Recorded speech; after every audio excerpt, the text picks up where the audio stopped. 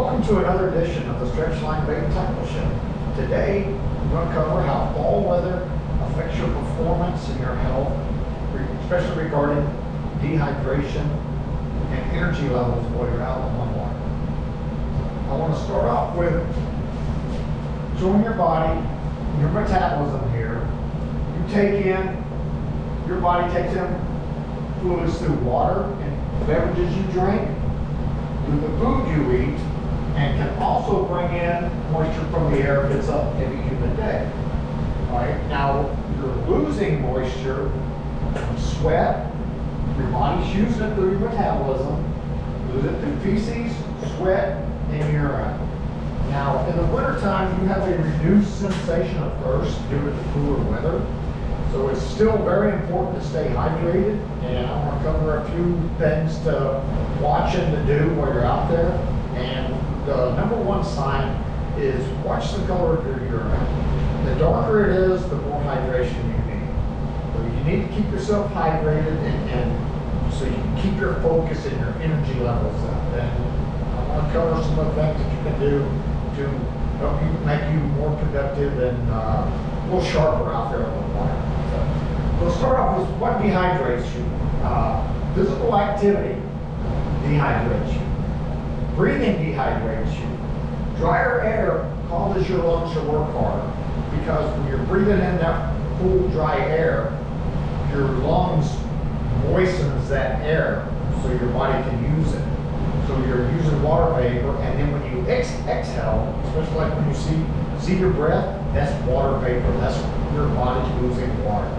And you can also, that increases your metabolic rate, trying to stay warm, your physical activity out there, which causes your body to work harder and use more fluids. And you can also sweat under layered clothing. Now, you may not feel it, and you'll have that reduced sensation of thirst during the winter, but that doesn't mean you don't need to stay hydrated. So I want to cover a few things now that, as far as food and drinks for out on the water, to help maintain that focus and that edge, whether you're fishing just for fun, or if you're out there in a tournament where you're really working hard and you need every little bit to get you going. So we're going to start off with water. I always bring lots of water with me. I keep water in there. I drink a lot of it. It helps. If I notice my urine starting to get dark or the color darkening, I may add a hydration pack. I try to avoid the real sugary drinks. And I do like the hydration, the IV hydration packs and stuff, and the drinks such as that. And it's a nice change from water, get something else going, and replace those lost electrolytes and stuff. You can also, in the morning or you're lagging a little bit, a protein drink, protein pouch in there with water. It's really nice and that helps. So stay hydrated when you're in the water. You should be drinking water regularly, even if you don't feel thirsty. You can at least be sipping off a bottle and keep that energy, because you need them. Your body needs the fluids, not just to work through your brain too. It can make you fatigued and not think right. Now, on the nutrition side, I like to start my day off with a good breakfast. I like a solid breakfast that's got complex carbohydrates and high protein and good fat, especially on a cool, cold morning. You want those good fats and complex carbs that your body can burn readily for energy and help keep you warm. So a lot of times I'll start my morning off with, let's say, a big bowl of oatmeal. I like plain oatmeal without the added sugars. I try to avoid as much sugar as possible. But I do add a scoop of peanut butter in there, and sometimes honey for the natural, real sugar sweetener. I don't like the artificial sweeteners, and that's my preference. So anyway, I'll start my morning off with a good hearty breakfast. Nothing too big that's going to weigh me down, but something that's going to provide me energy. The higher the protein and the complex carbs and the good fat, you get protein and fat from the peanut butter, the good fats, and that helps helps you maintain your focus a little bit longer. And now when you're out there in the boat and you're working, you're going to burn calories. You're burning calories staying warm, you're casting, you're pedaling, you're rowing, you're out on the water all day fishing. It's a lot more, yes, it's fun. fun, but it's a lot more work too. So I like to use quick snacks such as high protein, beef jerky, maybe some tuna and crackers, sardines and crackers, whatever's your preference. Protein bars, breakfast bars. These things, I like the ones with low sugar, high protein and fiber. Helps keep you going through the day. You can also mix in with some good whole dark chocolate. That's a better for you. You can find the reduced sugars and the lower sugar ones, but that's a good energy, good fats in your body to keep you warm. Nuts. Go to mixed nuts, the nut of your flavor, the nut of your choice. Would you like cashews, peanuts, pecans, walnuts, pistachios, almonds? Give you a couple bags of these. They're easy to store, easy to keep, and they work real good for giving your body the good fats and that protein that you need. And then my number one thing out there, the superfood, peanut butter. Peanut butter is a superfood. It's got a great balance of protein with good fats and fiber. Older guys don't need their fiber. So anyway, that's a good thing to do. Now, you're out there in the water, you're staying hydrated, you've got the right foods to eat, you're eating the right foods and healthy foods and good foods, even some fresh fruit if you want out there, or if you like vegetables, you can snack on some veggies, with raw veggies way out there. Help keep you going, keep you healthy, and keep you going. And also, when you're out there, it could be, say it's a cold day, and it's hard to fish a tournament on a cold day. I don't care how many fish you're catching, it's fun, it's adorable, but that cold can get to you. So what I like to bring is a hot beverage. This is a lifesaver. Pre-pack one of these, whether it's coffee or tea, whichever your choice is, or a really, really, really good thing to bring on a very cold day is a thermos of hot soup. You would not believe just stopping when you get cold, just stop and pull over for a little bit, take a breather, hydrate yourself, and some good hot soup help bring that edge back and maybe get you to that next level.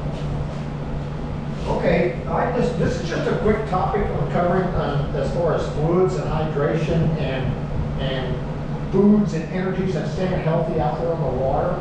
And I'm going to take the second part of this video out to the boat, and I'm going to show you a few things that I pack in the boat to help keep a little safe out there on the water, because you want to bring your foods and you want to bring the right gear. I go out to the boat and stop recording. Here we are for the second part of the video, and this is a few more things I'm going to add to the hydration and food video. That's the things that help keep you sharp out there on the water and keep your focus during the tournament. Now, what I want to add is just a few things that I normally keep in my kayak that are extra, that's not necessarily fishing tackle, but it's things that it's good to have inside your boat. So I want to start off with an anchor pole. All right, now they have many anchor poles available to you out there. They're quite expensive. This is not. This is actually a tree stake. It's aluminum, plastic coated aluminum. You can pick these up at the hardware store for under 10 bucks. They're right at 6 foot tall. They're not super heavy duty, but they're lightweight, easy to cheap. You break one, you're not out a fortune.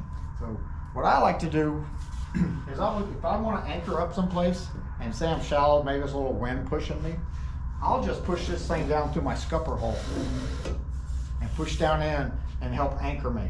And this can keep me from floating away, keep me stable on a spot where I need to be. If the wind's blowing and say turning me, you can add 2 poles in and help keep you stabilized, and you can aim yourself to wherever you're casting or fishing. And so anyway, this is a handy little thing. You're not going to break the bank with these things, and they do come in very handy. Now, Now, for some gear that I like to keep in my kayak at all times, and this is just, I put these aside, I throw them in one of the hatches in the back, and I really forget they're there until I need them. So, first thing, rain suit. Little packable rain suit. I take it, throw it in one of the back hatches, doesn't take up much room. It's not my go-to day-to-day wear, but this is a emergency pouch, emergency rain suit, because you never know, you're out there, weather can change on you. Stay protected. Poly rope, dock line. I keep a bundle of this, throw that up there at the front. You never know when you might need that. Now, I've made up a little pack here, and this is, I use a vacuum sealer. I like to take, you can use Ziploc bags, or I recommend if you use Ziploc to double bag them. Put a smaller bag in a larger bag, helps protect your things.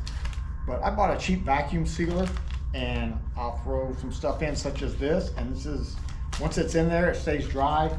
Throw it in there in one of the hatches, and it's great. And this is like an emergency little go-to kit here.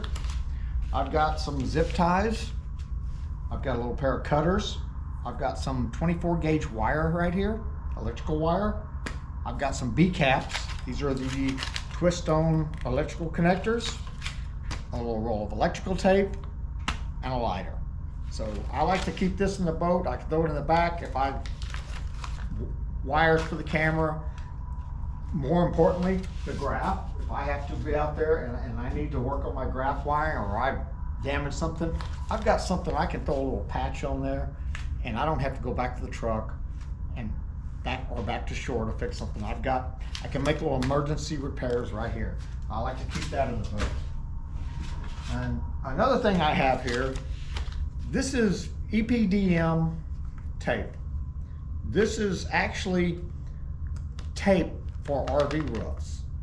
And what I have found with this is this stuff works really, really, really well. If you get a little hole or a puncture or a slight leak, a little leak in your boat, you'll be glad you have this, because you can take it, you can seal your boat inside or out, just stick it right on there, and it's not a permanent patch, but this stuff works really good. I've even used this as a keel guard, and because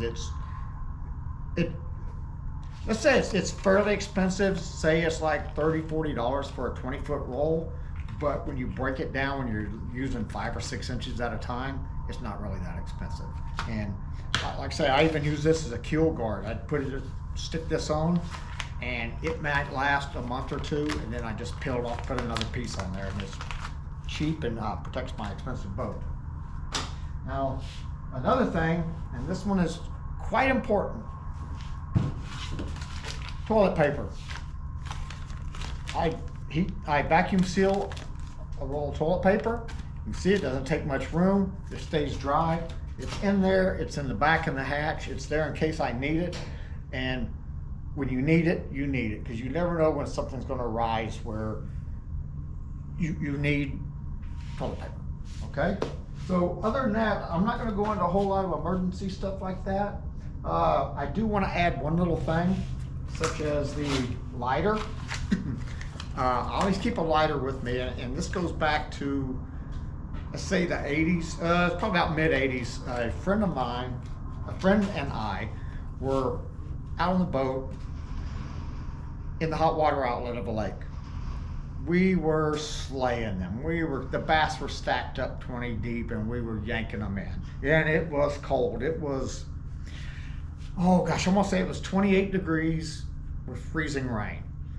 And now, I know to you northern guys that may not sound very cold, but down here in Texas, it's a pain in the rear. You're out there in the boat and it's 28 degrees freezing rain, and it's cold sitting on top of the water. Even though the water was warm, we weren't.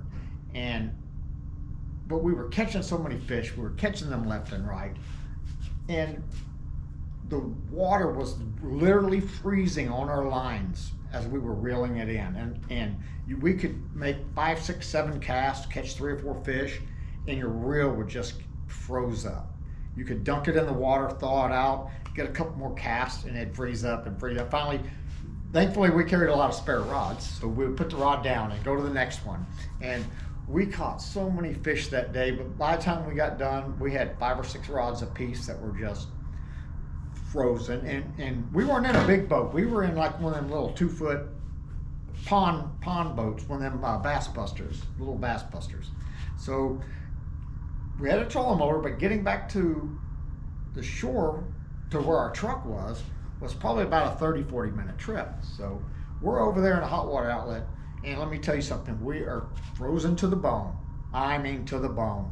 So instead of fighting that north wind, and we were flagging, I mean we were dead.